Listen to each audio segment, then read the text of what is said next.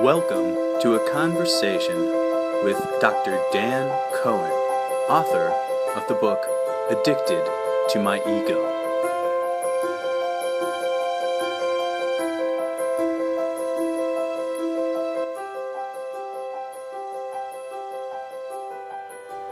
You know, I was so relieved when I read about the dialogue between high self and ego.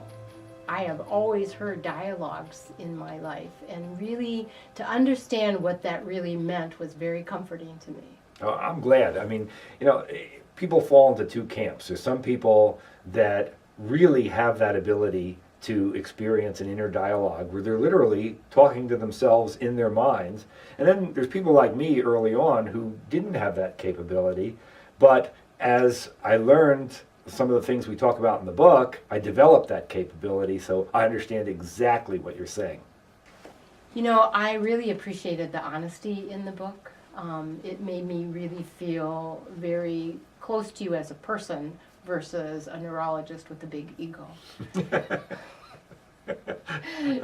I used to have a big ego. I've worked through that addiction. And, I appreciate how you laid it out, but I want to know what made you do the dialogue portion versus the prose portion. Well, it was an interesting process.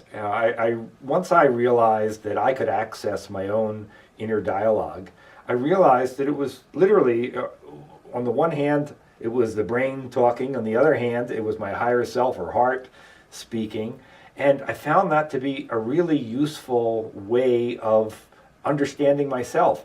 I literally would write sometimes from the perspective of my ego and say, I really have an issue here, and I'm gonna see if I can trap myself, trap this higher self into, what's the real truth. And so sometimes I would write and say, you're not going to come up with an answer that's really going to satisfy me, and I couldn't. Every time there was an answer there if I allowed it to flow. And because the book, in addition to just being a good read, can also be used as a workbook, it's really nice to model that so that people can try it for themselves. And I think it's very helpful.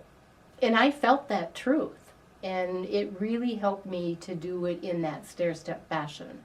For me to be able to work those steps gradually through the book helped me to understand what I was all about and helped me to work through my stuff. I don't think I ever really appreciated how important it was to feel. After reading the book, that really clarified that my feelings, and I'm an intense feeler, were really important and valued. And that made me feel really happy after reading the book. Oh, good.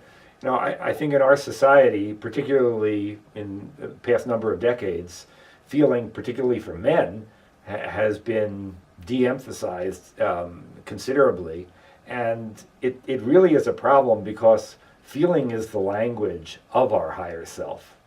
And it's pivotal to understanding. And, what I tried to do in the book is to get people to understand how that can be embellished and how we can use that to our benefit, which I think is pivotal.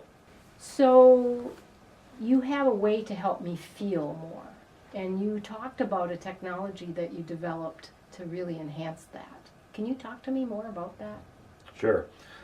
This is a technology that we've been working on for the past 17 years, and it's evolved quite nicely in terms of being able to enhance one's ability to feel more.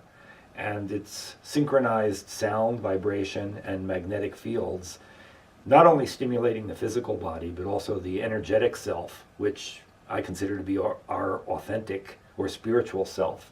And that really amps up our feeling nature, and it's a game changer.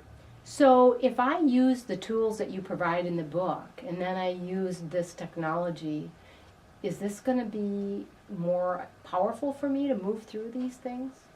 We've been working with people over the past decade using both, the materials we have in the book in conjunction with the technology to really further people, much more quickly. I mean, our thinking was that, when we started to work on this was we're getting a little older. We don't have another lifetime to go to Tibet and sit in a cave for 30, 40 years, in order to reach the kind of spiritual plateaus that we hope to achieve. And so for us, it was we need to help ourselves, and we found a nice way using essentially natural technology, because when you think about it, it's sound, it's vibration, and magnetic fields. All these things are in nature.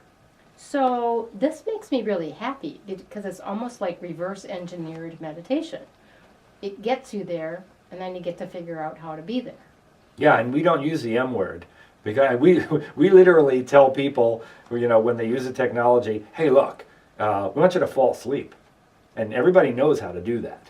So it's relatively easy. And we even tuck people in, turn the lights off, and let them go to sleep. And the technology wakes people up, but what they end up experiencing is mind awake, but body asleep or nearly asleep. And that's an incredibly helpful state because, again, the brain is the seat of the ego, not the seat of the soul. So if you can put the brain to sleep or nearly asleep, that's what you've done to the ego. So what's left? If you're aware at that point, what aspect is that awareness coming from? Not from the ego. It's coming from the authentic self. And how great is that? It's a Talk great about way of doing stress it. relief. Yeah. Oh, yeah. Yeah. I mean, it's incredibly helpful from a stress relief standpoint. But I think even more profound is its ability to allow us to differentiate between our egoic self and our spiritual self. So with my busy, busy mind, do you think that's going to get me to a quiet place quicker? Oh, absolutely. I mean, this is it's not a different form of meditation. It's a different way entirely of achieving a profound meditation state without having the struggles of learning how to meditate. So this is something entirely new on the planet. Oh, yeah. Yeah, this is well, we worked on it for 17 years, so we better have come up with something a little different. Addicted to My Ego by Dr. Dan Cohen, available now on Amazon.com. To learn more, visit us at addictedtomyego.com.